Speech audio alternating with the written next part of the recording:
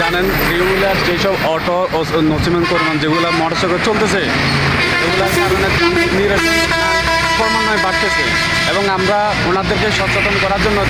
Leaflet বিতরণ এবং আমাদেরকে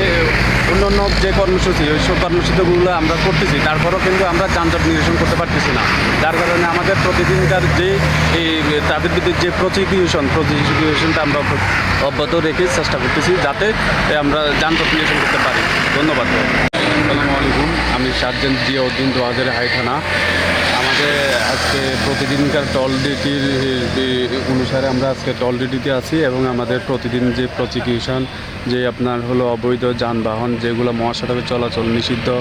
অবৈধ পার্কিং এবং কি ফিটনেসবিহীন রেজিস্ট্রেশনবিহীন যেসব গাড়ি চলাচল করে সেগুলোর বিরুদ্ধে আমরা প্রতিদিনকার মতো আমরা প্রসিকিউশন নিচ্ছি তাদের বিরুদ্ধে এবং মহাসড়কে যান চলাচল এবং স্বাভাবিক রাখার জন্য আমরা প্রতিনিয়ত আমাদের প্রচেষ্টা অব্যাহত আছে। আনার তারপরে সিঙ্গেল রাস্তায় দেখেন না ત્યાં બીજો શું છે ને એને ફોટો કાઢતા અમે બારા એને બે ટાંકે રમી